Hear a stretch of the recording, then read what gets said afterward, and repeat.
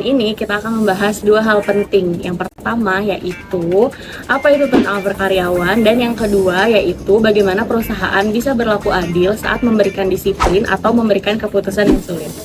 Turnover adalah kondisi di mana karyawan itu keluar dari perusahaan.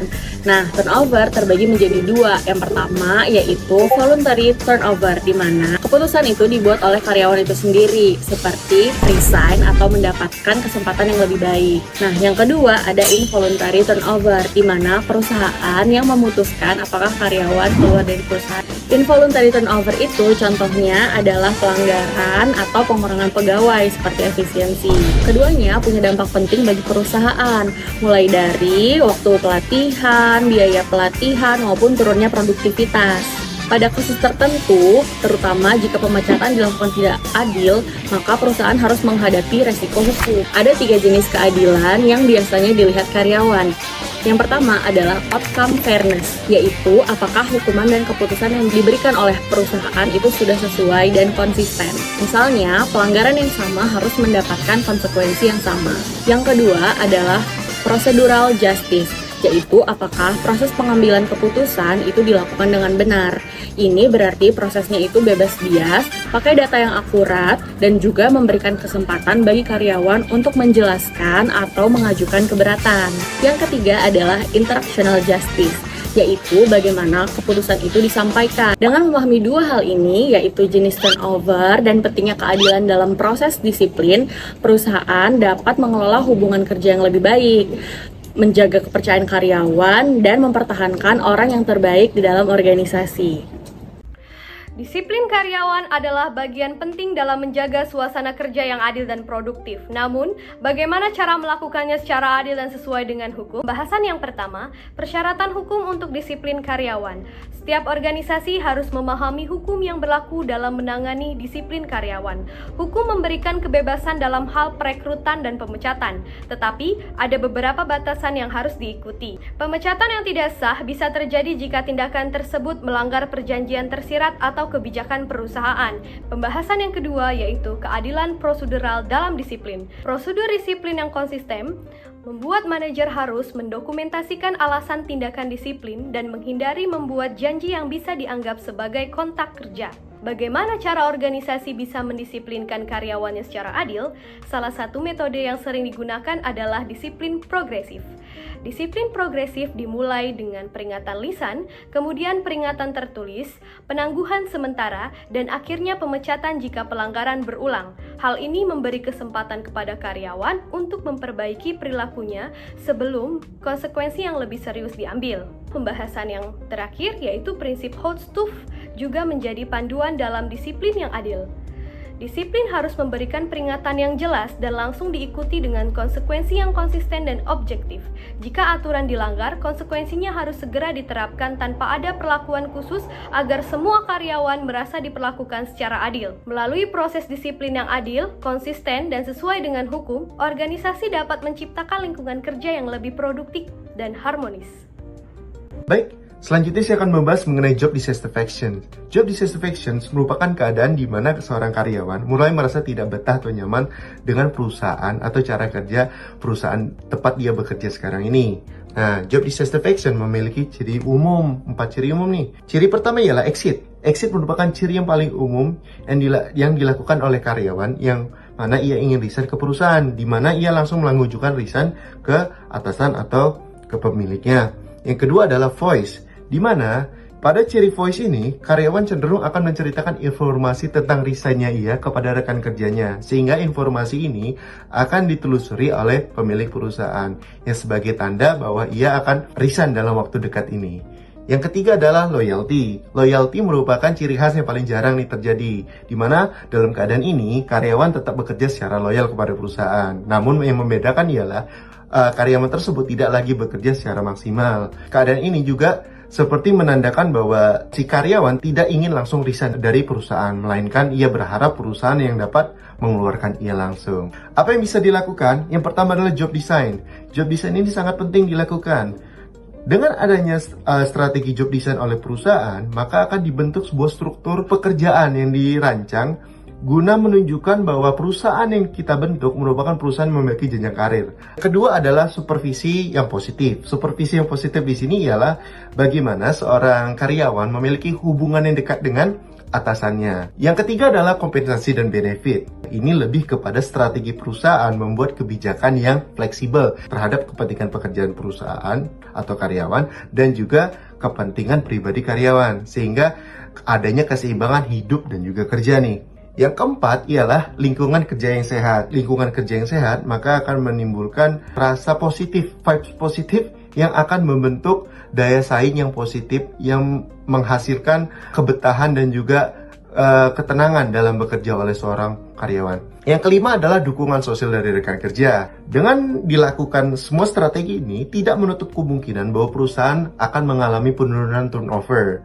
Hal tersebut dilakukan agar perusahaan dapat tetap mempertahankan kinerjanya dan juga mempertahankan talenta-talenta terbaik di dalam perusahaannya.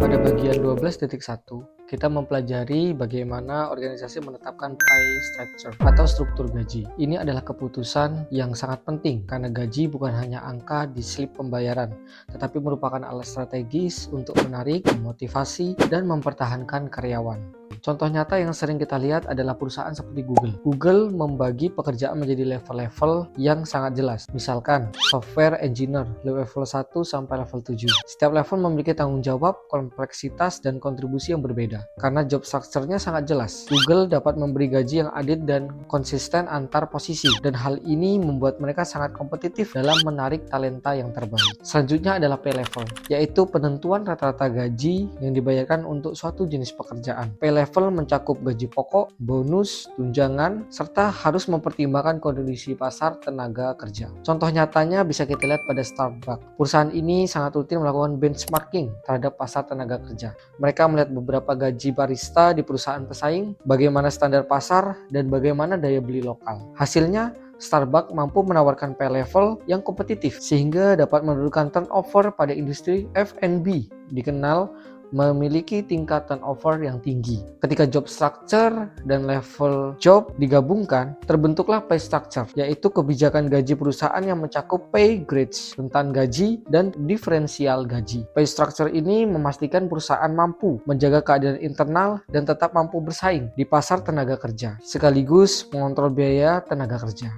Mungkin bisa kita lihat contoh lainnya adalah datang dari Telkom Indonesia. Telkom menggunakan sistem pay grade untuk mengelompokkan jabatan berdasarkan nilai pekerjaan. Misalnya, seorang analis masuk ke grade tertentu, sementara seorang manajer masuk ke grade yang lebih tinggi. Dengan struktur gaji yang jelas, Telkom mampu menjaga keadilan internal dan mengurangi konflik tentang perbedaan gaji. Hal yang sangat krusial di organisasi besar dengan ribuan karyawan. Karena itulah tujuan utama dari penetapan struktur adalah untuk menjaga keadilan internal, memastikan daya saing eksternal, menarik talenta terbaik, dan mempertahankan karyawan yang sudah ada. Semua sambil tetap menjaga biaya tenaga kerja agar tidak berlebihan. Sehingga secara sederhana, bagian ini menekankan bahwa keputusan tentang job structure dan pay level adalah fondasi utama untuk membangun sistem penggajian yang adil, transparan, dan efektif bagi organisasi. Selanjutnya yaitu legal requirements for pay. Persyaratan hukum untuk pembayaran. Di sini saya akan membahas 6 poin utama yang menjamin keadilan dan kepatutan dalam penggajian di dunia kerja. Yang pertama yaitu ada equal employment opportunity atau kesempatan kerja yang setara. Perusahaan tidak boleh membedakan gaji karena hal-hal personal seperti jenis kelamin. What is your gender? My gender. Umur, agama, ataupun ras. Perbedaan gaji harus berdasarkan hal yang masuk akal, seperti pengalaman kerjanya, tanggung jawab kerjanya, ataupun kinerjanya. Yang kedua yaitu ada minimum wage atau upah minimum. Perusahaan harus bayar gaji minimal sesuai aturan pemerintah. Yang ketiga yaitu ada child labor atau pekerja anak yang menetapkan batasan ketat tentang pekerjaan apa yang dapat dilakukan oleh anak-anak dan remaja, dan berapa jam mereka boleh bekerja, terutama selama masa sekolah. Selanjutnya yaitu ada prevailing wage atau upah yang berlaku berlaku, ini berlaku untuk kontraktor yang bekerja pada proyek-proyek yang didanai pemerintah federal. Kontraktor tersebut harus membayar pekerja mereka setidaknya dengan tingkat upah dan tunjangan yang umum di daerah tersebut. Yang selanjutnya itu ada pay ratio reporting atau pelaporan rasio pembayaran. Beberapa regulasi seperti di Amerika Serikat mewajibkan perusahaan publik untuk mengungkapkan rasio antara kompensasi CEO dan gaji rata-rata karyawan. Pelaporan ini bertujuan untuk meningkatkan transparansi tentang kesenjangan pembayaran di dalam perusahaan. Selanjutnya ada economic influence on pay atau gimana ekonomi dan kondisi pasar mempengaruhi gaji. Nah, ada 4 faktor pasar utama yang harus diperhatikan oleh perusahaan. Nah, yang pertama yaitu adanya product markets atau pasar produk, di mana perusahaan harus lihat kondisi pasar produk. Selanjutnya yaitu ada labor markets atau di sini adalah tempat perusahaan berebut karyawan. Kalau kompetitor nawarin gaji lebih tinggi, perusahaan mau tidak mau harus mengikuti biar bisa menarik dan mempertahankan pekerja. Yang selanjutnya ada pay level decision atau memutuskan berapa gaji yang harus dibayar. Di sini terdapat 3 strategi utama. Yang pertama, membayar di atas rata-rata pasar untuk menarik talenta terbaik dan mengurangi turnover. Yang kedua, membayar sesuai rata-rata pasar untuk menyeimbangkan biaya dan kemampuan rekrutmen. Yang ketiga, adanya pembayaran di bawah rata-rata pasar. Hal ini sering terjadi karena keterbatasan biaya dan mengandalkan tunjangan lain untuk menarik karyawan. Selanjutnya ada gathering market pay information atau mengumpulkan informasi tentang gaji pasar. Terdapat 3 sumber utama. Yang pertama yaitu bisa melalui survei pemerintah, data konsultan, ataupun data crowdsourced. Nah, HR harus memastikan data survei yang relevan dengan industri, lokasi, dan jenis pekerja mereka untuk membuat keputusan pembayaran yang tepat. Baiklah, selanjutnya kita akan membahas bagaimana organisasi menetapkan gaji yang adil dan kompetitif. Nah, ini melibatkan 2 sisi, yaitu bagaimana karyawan menilai keadilan dan bagaimana perusahaan merancang struktur tersebut. Jadi dalam evaluasi kewajaran gaji karyawan mengevaluasi gaji berdasarkan teori ekuitas, yaitu membandingkan rasio input atau kontribusi terhadap output atau gaji mereka dengan orang lain. Ada 3 jenis keadilan yang dipertimbangkan. Yang pertama, keadilan internal, yaitu perbandingan dengan rekan kerja di perusahaan untuk pekerjaan yang berbeda. Yang kedua, keadilan eksternal, yaitu perbandingan dengan gaji di luar perusahaan untuk pekerjaan yang serupa. Nah, jadi ini merupakan penentu daya saing yang utama. Mengapa? Karena jika gaji di bawah pasar, tentunya memiliki risiko berupa turnover dan kesulitan rekrutmen. Kemudian yang ketiga yaitu keadilan individual, yaitu perbandingan dengan rekan kerja yang melakukan pekerjaan yang sama. Perbedaan gaji di sini harus dibenarkan oleh kinerja atau senioritas yang objektif. Nah, jadi struktur gaji harus berhasil memuaskan ketiga perbandingan ini untuk menjaga motivasi dan retensi karyawan. Nah, baik, selanjutnya itu proses merancang struktur gaji organisasi. Nah, untuk mencapai keadilan tersebut, organisasi mengikuti proses 3 langkah. Yang pertama, evaluasi pekerjaan. Langkah internal ini menentukan nilai relatif pekerjaan. Kita menilai setiap pekerjaan berdasarkan faktor yang dikompensasi, seperti skill dan tanggung jawab, untuk menciptakan hierarki pekerjaan yang adil. Yang kedua yaitu penentuan tingkat pasar. Yaitu langkah eksternal, kita menggunakan survei gaji untuk mengetahui berapa gaji yang dibayarkan pesaing. Nah, kemudian yang ketiga yaitu perbandingan kelas dan rentang gaji. Nah, jadi akhirnya pekerjaan serupa itu dapat dikelompokkan ke dalam kelas gaji yang terdiri dari minimum, di tengah, dan maksimum. Dengan proses ini, perusahaan dapat menciptakan struktur gaji yang tidak hanya kompetitif di pasar, tetapi juga dirasakan adil oleh seluruh karyawannya. Alternatif dari sistem gaji berbasis jabatan. Struktur gaji tradisional biasanya didasarkan pada jabatan. Namun, cara ini memiliki banyak kelemahan dan kurang sesuai dengan perusahaan modern. Mengapa sistem gaji berbasis jabatan memiliki kelemahan? Struktur gaji berbasis jabatan sering menyebabkan kurang fleksibel. Karyawan akan berkata, itu bukan job desk saya, sehingga dapat menghambat inovasi, kualitas, dan layanan pelanggan. Terlalu fokus pada jabatan. Struktur jabatan yang menekankan bahwa gaji hanya akan naik ketika jabatan naik bisa bertentangan dengan upaya pemberdayaan karyawan. Karyawan yang diberi tanggung jawab lebih namun jabatan tidak berubah bisa merasa tidak dihargai. Karena itu muncullah 2 alternatif penting. Delayering, mengurangi level jabatan, skill-based pay system, gaji berbasis keterampilan. Mari kita bahas dengan sederhana. Delayering adalah pengurangan jumlah level dalam struktur jabatan organisasi. Dengan menggabungkan lebih banyak peran ke dalam satu level, organisasi menjadi lebih ramping. Manajer lebih leluasa mengatur peran dan memberikan kenaikan gaji tanpa harus bergantung pada promosi jabatan. Sistem ini lebih dikenal sebagai broad bands. Alternatif kedua adalah skill-based pay. yaitu struktur gaji yang menetapkan bayaran berdasarkan tingkat keterampilan atau pengetahuan karyawan dan apa yang mampu mereka lakukan. Pay structure dan actual pay. Bagaimana memastikan bahwa gaji benar-benar sesuai dengan struktur gaji? Cara umum untuk melakukan hal ini adalah dengan mengukur komparasio, yaitu rasio antara rata-rata gaji dengan titik tengah rentang gaji. Komparasio digunakan untuk memastikan gaji yang dibayarkan sesuai dengan kebijakan gaji organisasi. Jika hasilnya 1, maka ideal. Jika lebih dari 1, gaji terlalu tinggi, dan kurang dari 1, gaji terlalu rendah. Akhirnya, dengan memahami alternatif sistem gaji dan menggunakan komparasio secara tepat, organisasi dapat memastikan bahwa struktur gaji tetap adil, kompetitif, dan selaras dengan tujuan perusahaan. Baiklah, kita akan membahas masalah saat ini terkait struktur gaji.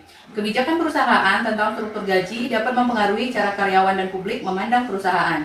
Jika struktur gaji tidak dikelola dengan baik, hal ini dapat berdampak negatif pada reputasi perusahaan, kemampuan menarik, dan juga mempertahankan karyawan serta motivasi kerja. Nah, isu-isu yang sering muncul biasanya berkaitan dengan yang pertama, bagaimana perusahaan membayar karyawan yang sedang bertugas militer.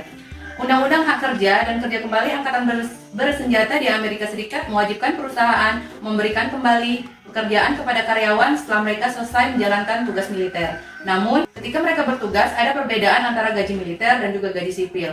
Nah, permasalahan yang sering muncul, gaji di militer seringkali lebih rendah dari gaji karyawan sipil. Praktik di beberapa perusahaan, ada perusahaan yang menutup selisih antara gaji militer dan gaji sipil agar karyawan tetap mendapat penghasilan yang mendekati gaji normal. Misalnya Starbucks memberikan tambahan gaji hingga 80 jam per tahun untuk karyawan yang harus menjalankan tugas di dinas militer di Garda Nasional. Isu kedua yaitu mengenai pembayaran gaji untuk eksekutif atau pimpinan puncak pada perusahaan. Gaji eksekutif sering menjadi sorotan publik karena jumlahnya sangat besar dibanding gaji karyawan biasa. Isu yang sering muncul yaitu gaji CEO dan eksekutif lain di perusahaan-perusahaan besar di Amerika Serikat meningkat jauh lebih cepat daripada gaji karyawan rata-rata. Struktur kompensasi eksekutif biasanya terdiri dari beberapa komponen seperti gaji pokok, bonus, serta saham ataupun opsi saham. Kompensasi CEO rata-rata sekitar $21 juta per tahun di Amerika Serikat. Komposisinya terdiri dari biasanya 12% gaji pokok, 22% bonus, dan juga 66% saham ataupun opsi saham. Perusahaan harus menyeimbangkan keadilan, kemampuan finansial, dan juga persepsi publik agar sistem penggajiannya tetap sehat dan bisa diterima.